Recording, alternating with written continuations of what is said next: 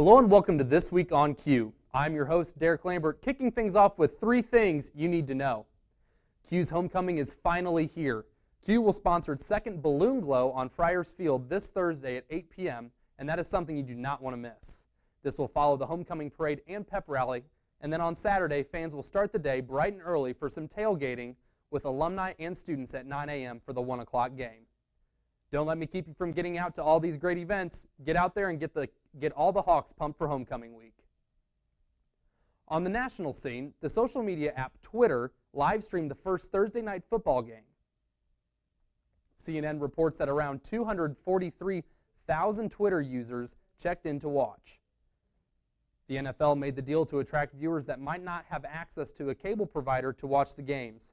Twitter will live stream every Thursday night game for the rest of the regular season. Have you ever imagined that dream home? Well, now it's available. Harry Potter's boyhood home is up for sale in case any of you Caesars want to start a family of wizards. The real-world house is in the suburban town of Bracknell, which is about 25 miles west of London. But bring your checkbook. The house is listed for about $620,000 US, which is just slightly above what I make here at QUTV. That's it for what you need to know. Now, let's start the show.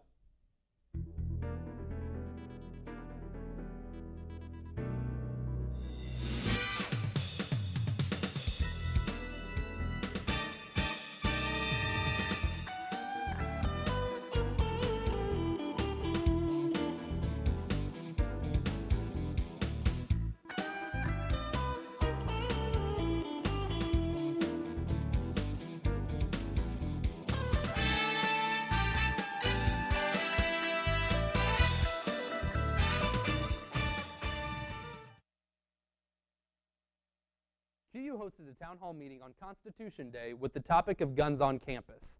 QU does not currently allow firearms of any kind on campus, and this gave students the opportunity to speak out about what they think. Last Friday, Quincy University students and faculty met for Constitution Day, where a very hot topic was discussed in a town hall format. The topic was guns on campus. 10 out of the 50 states allow concealed carry on college campuses. As you can see in this diagram, concealed carry states are on the rise. This Week on Q is able to speak to a professor and get her take on the scenario of concealed carry on QU's campus. Personally, I don't want to see guns on campus. Guns scare me. Yet I know if we were to have an active shooter situation, I would want trained individuals to be able to intervene. We also were able to get a student who has his concealed carry and hear what he thinks about guns on campus. I have my concealed carry. I think it's a good thing. I think a lot of people get mixed up with what exactly a concealed carry is. They don't understand that there's training that goes through, and it's simple training, but it's training that you didn't have before to own a gun and to even carry a gun on you. So, for more on this story, check out the latest version of the Falcon, which hits the shelves this week. For This Week on Q, I'm Derek Lambert. Joining us on set today is Vice President of SGA, Lauren Beeman. Lauren, could you elaborate a little bit on what you thought about the Town Hall Constitution Day? I was really happy with the Constitution Day and how many students actually showed up. And it was a playoff of the active shooter drill that happened last spring, if you attended that, you know. So Professor Abbott was really passionate about this topic, and as well as Professor Wright. And so I think it's a great way to get students out and educate them on a topic that is very important not only on this campus, but in the upcoming election and for years to come. Do you think, the students that were there, do you think they felt comfortable, voicing their opinions in the room? Because I know there were a lot of people there. There were a lot of opinions, and with a topic like that, you're going to have differing opinions. But I think the setup really allowed people to comfortably speak out about what they felt and how they felt, and to elaborate more and give their side of things. Okay. Could you talk about a little bit? I know a law was just passed in the state of Missouri, which I know you live in Missouri, and Missouri is really close to us here in Quincy. Could you elaborate just a little bit on that? So Senate Bill 656 was actually just passed last Wednesday. Originally, it was vetoed, but it went back through an appeal, and they actually voted to pass it. So what's going to happen now, along with lifting a whole bunch of other gun restrictions, concealed carry will not require a permit. So anyone over the age of 19 will not have to acquire a permit, and there's no longer a set number of years. It's a lifetime guarantee for concealed carry. And so I know that's not really, a popular, that's not happening in every state. Why do you think Missouri decided that was a a good idea? I think that's a difficult question for anyone to answer. I couldn't tell you why. I know Missouri definitely goes back and forth. It's a swing state, so sometimes it's liberal, sometimes it's conservative. I guess now they're leaning towards the conservative side of things. Okay, well, thank you for joining us today. I really appreciate you coming in and talking about these things. Thank you for having me.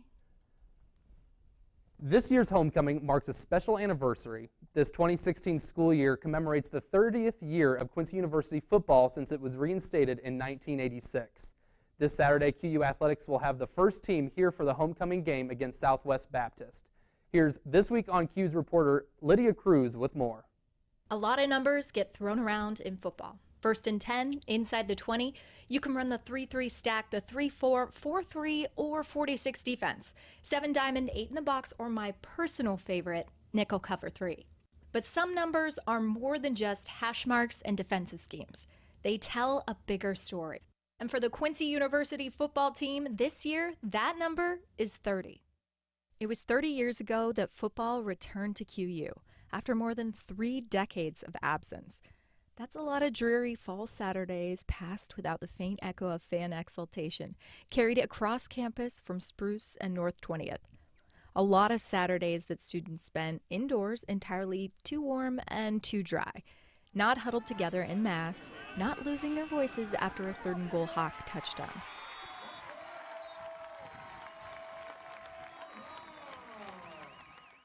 In March of 1986, a small press conference was held on campus to announce the once popular football program would be reinstated come fall. Father James Toll, then president of Quincy College, anticipated the team revival would boost enrollment and breathe new life into the athletic department.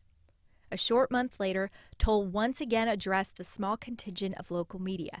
Behind large lenses, his eyes betrayed excitement as he introduced Quincy's first football coach in 33 years, Randy Dickens.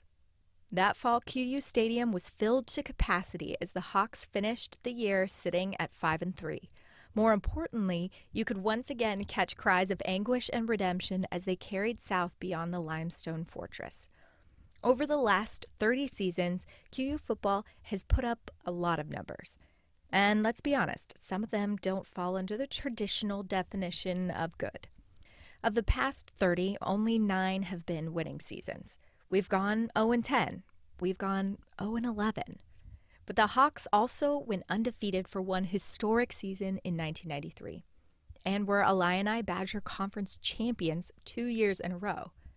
This year, the Hawks are 3-0 for the first time in over 2 decades, led by an offense averaging 47 points per game. And oh yeah, last week, the Hawks freshman kicker recorded a 50-yard field goal. So a lot of numbers get thrown around in football, but only some are worth a second look. You can't measure 30 years of success by simply glancing at stat lines and box scores. It's showcased in the bonds between teammates, the skills learned, the valuable life experience formed. The last 30 years of QU football have enriched the lives of students, faculty, and fans alike. It's given our community an extra 262,800 minutes of hope, and the excuse to don school colors, eat too many tailgate hot dogs, and cheer until our voices vanish.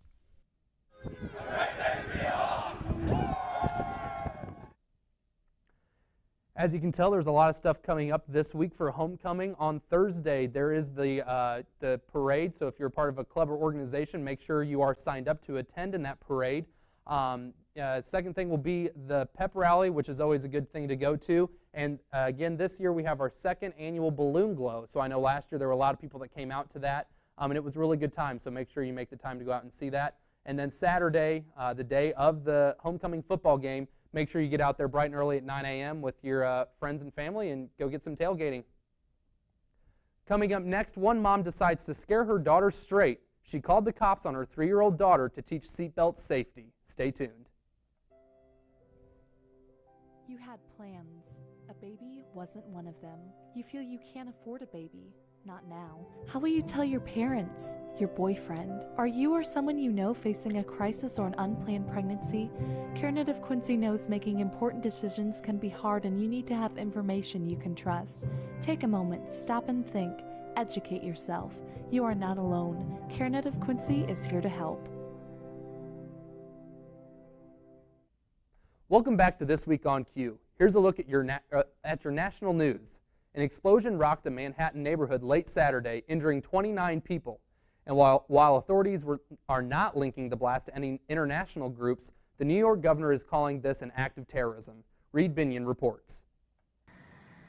Number one, whoever placed these bombs, we will find and they will be brought to justice.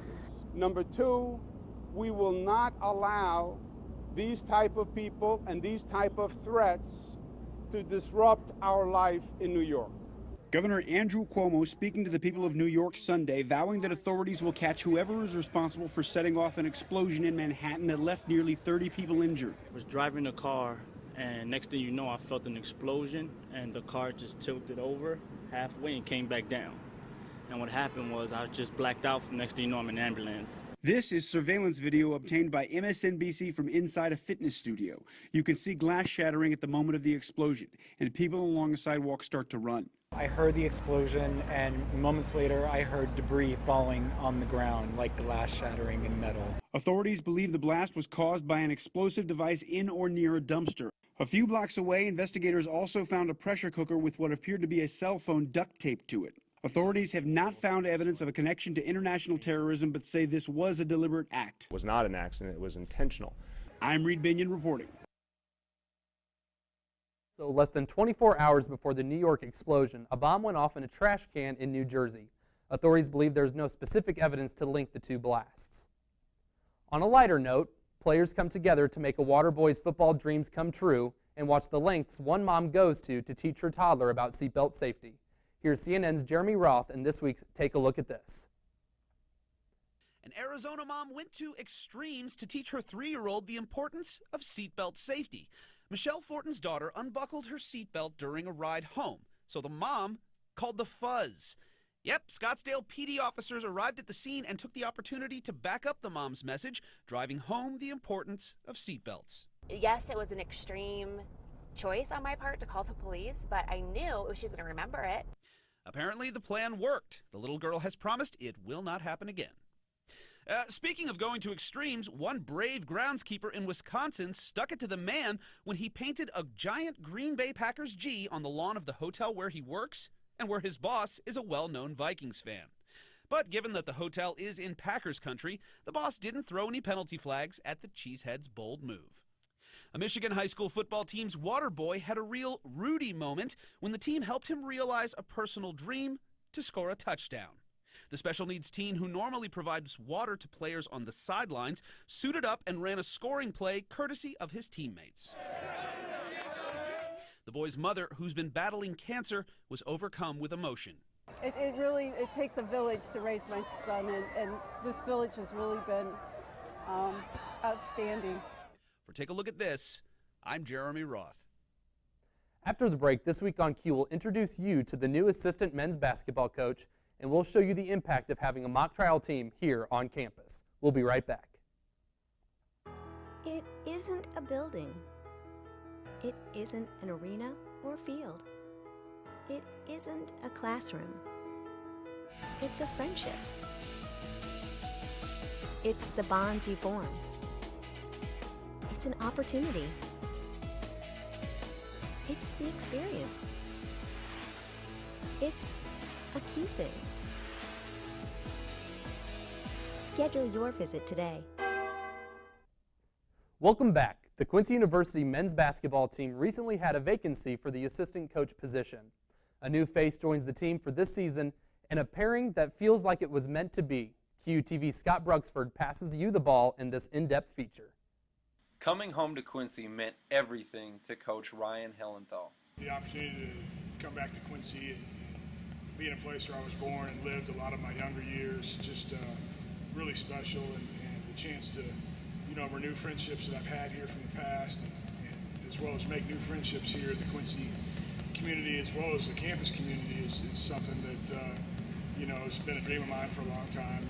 With Hellenthal being recently hired as the new assistant coach for the Quincy University men's basketball team, he brings a new insight and a fresh set of eyes to the program. Well, I think, anytime a set of fresh eyes is sometimes good, and I view, my experience is something that, just to be able to help Marty Bell, a guy who's given me this opportunity, a guy who has 14 years here, has built this program into what it is. Bringing his coaching experiences from multiple levels at the college ranks makes Hellenthal more than qualified for this position. I've coached at the Division I, Division II, junior college levels, just taking some of those experiences and being able to apply it to what we have here is a basketball program at Quincy, and to take a group of mature guys and a focused group of guys and just be able to help him in any way I can.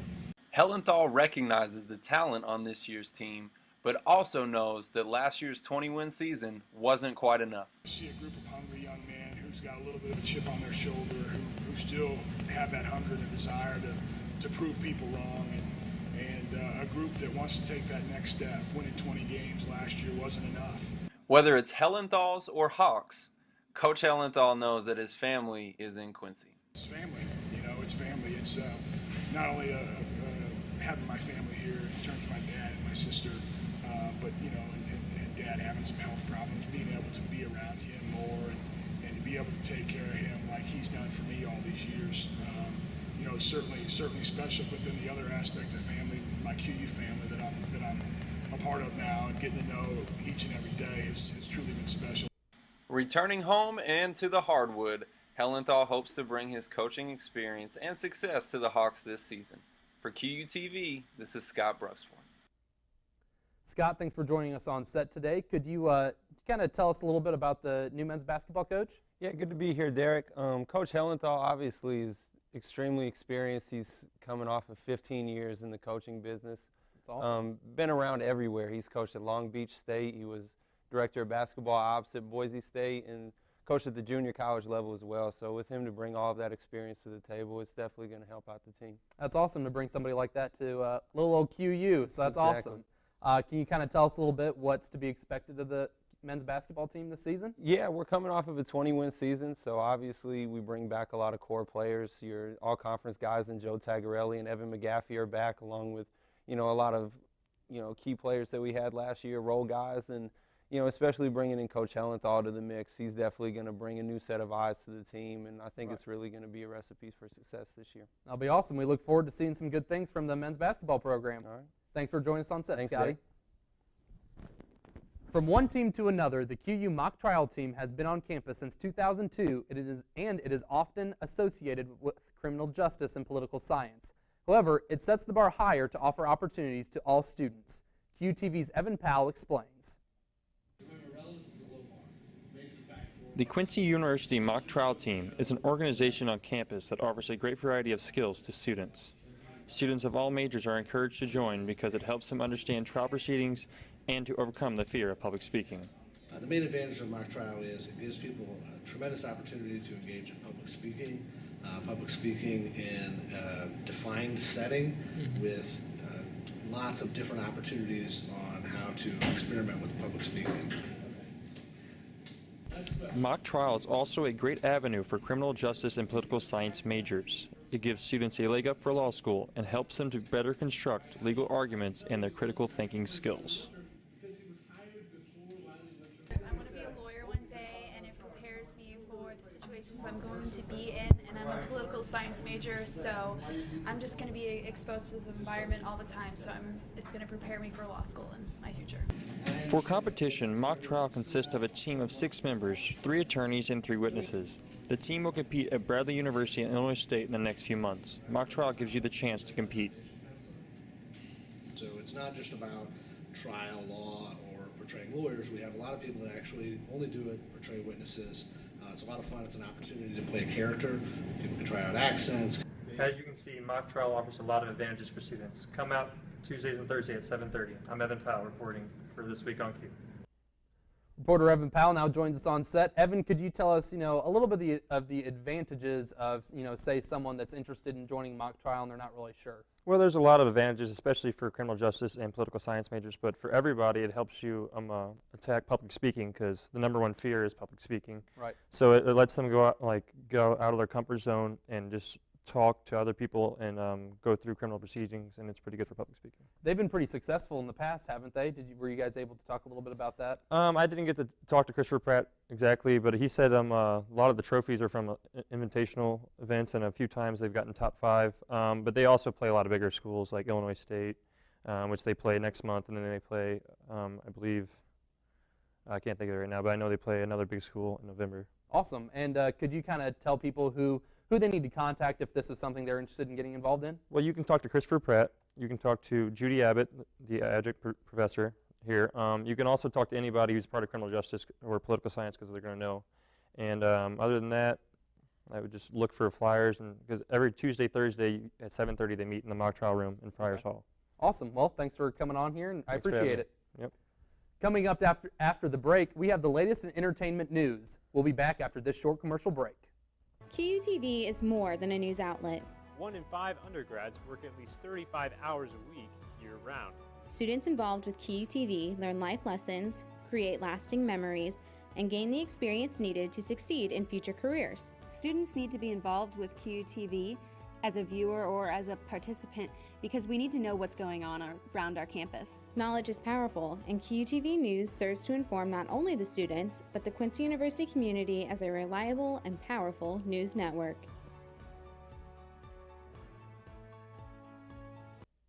Welcome back. The Emmy Awards ceremony highlighted the best in television, giving trophies to old favorites and rising young stars. Here's the latest from Hollywood with CNN's David Daniel. There you go. All right. The very first thing Emmy host Jimmy Kimmel did was hand a trophy to Transparent star Jeffrey Tambor. Less than an hour later, it was official. Tambor won his second straight Emmy for playing a transgender woman. Please give transgender talent a chance. Give them auditions. Give them their story. I would not be unhappy were I the last cisgender male to play a female transgender on television. Julia Louis-Dreyfus, History was made as Julia Louis-Dreyfus won her 5th consecutive Emmy for the political comedy, and after a lighthearted apology for helping create the current political climate, she ended her speech with a heavy-hearted tribute. I'd like to dedicate this to my father, William Louis-Dreyfus, who passed away on Friday. And I'm so glad that he liked Veep, because his opinion was the one that really mattered. Thank you. The People versus O.J. Simpson. The night's big winner was The People v. O.J. Simpson, taking Best Limited Series and 4 other awards, including one for Sarah Paulson, who gave a stirring defense of the real-life character she played. The more I learned about the real Marcia Clark, not the two-dimensional cardboard cutout I saw on the news, but the complicated, whip-smart, giant-hearted mother of 2 who woke up every day, put both feet on the floor, and dedicated herself to righting an unconscionable wrong, the loss of 2 innocents, Ron Goldman and Nicole Brown. The more I had to recognize that I, along with the rest of the world, had been superficial and careless in my judgment, and I'm glad to be able to stand here today in front of everyone and tell you I'm sorry. In Hollywood, I'm David Daniel. Thanks for joining us for This Week on Q. Join us next week for more national news and a recap of this year's homecoming festivities. I'm Derek Lambert, and I will see you on campus, Hawks.